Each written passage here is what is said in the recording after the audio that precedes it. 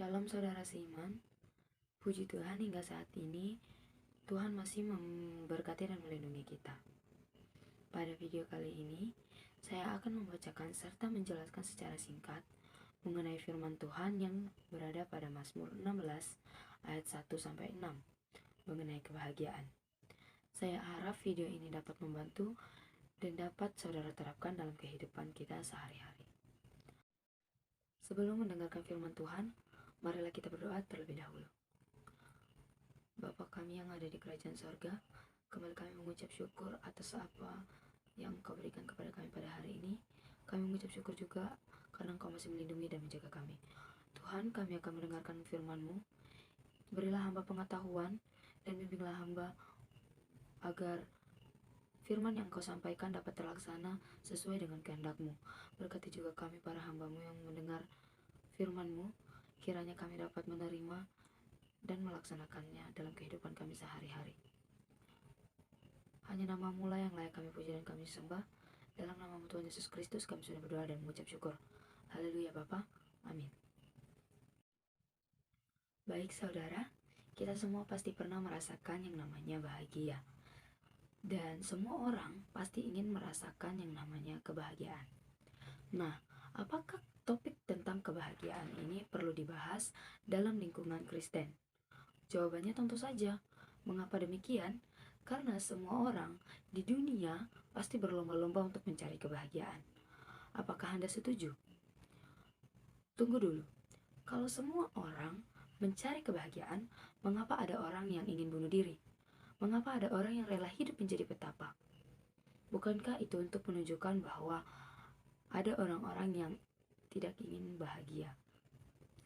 Menurut seorang ilmuwan Kristen yang hidup pada abad ke-17, ia mengatakan bahwasanya pada dasarnya setiap orang mencari kebahagiaan, dan itulah yang mendorong mereka untuk melakukan hal-hal yang dapat membuat mereka bahagia. Sama halnya seperti orang yang melakukan perang. Mereka melakukan perang dengan tujuan untuk mendapatkan kemenangan, yang tentu saja apabila orang menang atau pihak itu menang, mereka akan merasakan yang namanya bahagia. Bahkan orang yang bunuh diri pun sebenarnya ingin mencari kebahagiaan.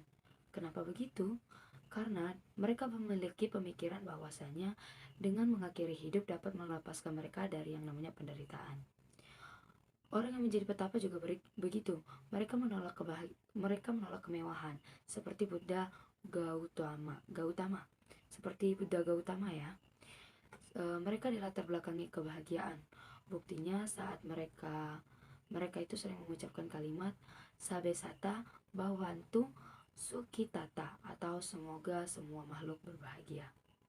Lihatlah, apapun wujudnya, semua orang pasti ingin mendapatkan yang namanya kebahagiaan.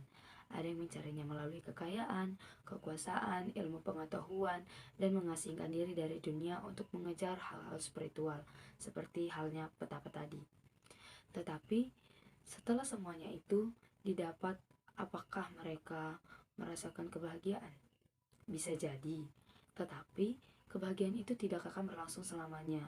Timbul kecemasan seperti jangan-jangan apa yang kita miliki dengan susah payah itu akan hilang. Akhirnya orang akan mencari gimana caranya biar kebahagiaan itu tidak lepas gitu. Seperti orang yang membeli mobil baru pasti akan membeli asuransi. Seandainya kebahagiaan dapat kita wujudkan sampai akhir hayat, masih ada lagi satu ancaman lagi. Apa itu? Kematian. Akibatnya, semua orang di dalam hati pasti merasakan bahwa kebahagiaan yang kita peroleh tidak akan bisa kita nikmati selamanya. Ini akan membuat kita tidak bisa menikmati kebahagiaan itu secara penuh. Selalu cemas dengan terbayangnya sampai kapan kita bisa menikmati kebahagiaan itu. Kesimpulannya adalah, di dunia ini tidak ada kebahagiaan yang sejati, tidak ada yang kekal. Jika demikian, apakah kita sebagai anak Tuhan juga bernasib sama? Alkitab mengajarkan bahwa kita dapat memperoleh kebahagiaan yang sejati dan bisa kita nikmati sepanjang masa. Tetapi itu hanya bisa kita dapatkan jika dikejar dengan cara yang benar.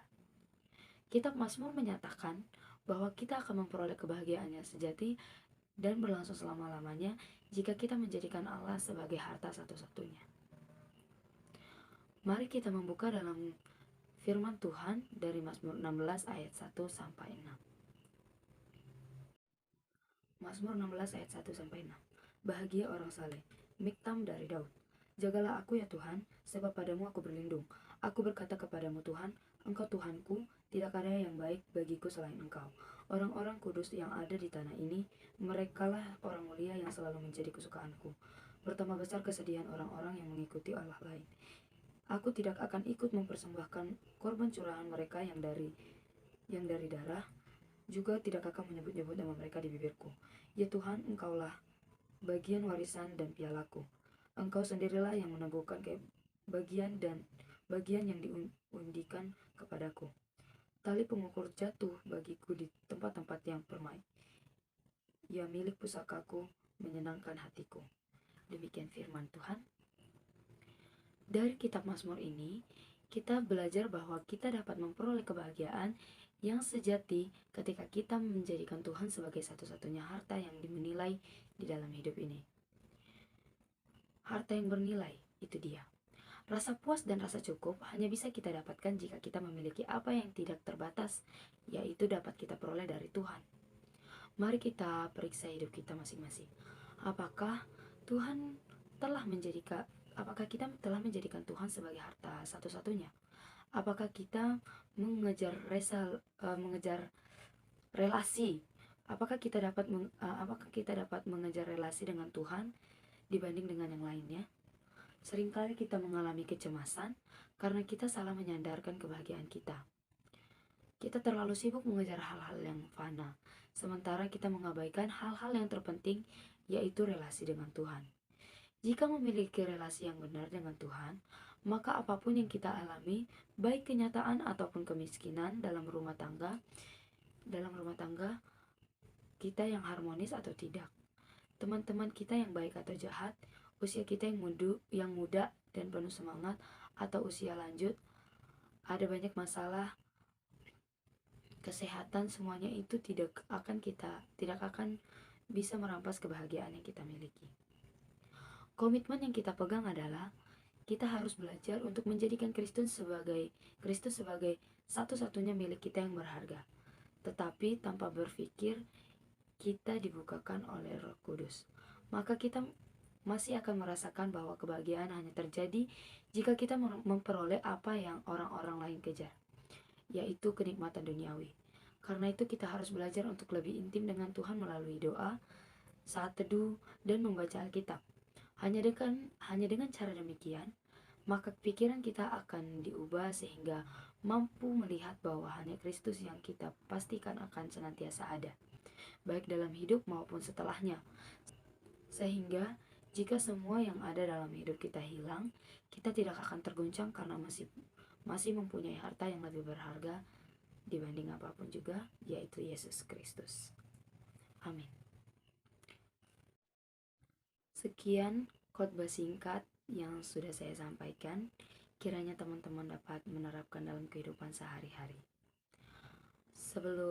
Setelah menutup ibadah ini, marilah kita berdoa.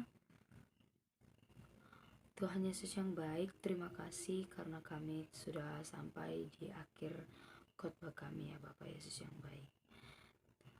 Kiranya khotbah yang sudah hamba sampaikan dapat kami lakukan dan dapat kami laksanakan sesuai dengan kehendak-Mu. Tuhan Yesus yang baik, berkatilah hamba-Mu juga yang sudah menjelaskan firman-Mu. Kiranya firman-Mu itu dapat bermanfaat bagi kehidupan kami. Terima kasih ya Bapa, berkatilah kami selalu, berkatilah kami dimanapun kami berada. Biarlah firman-Mu dapat menjadi acuan dalam kehidupan kami. Terima kasih Bapa, terima kasih Yesus. Haleluya, amin.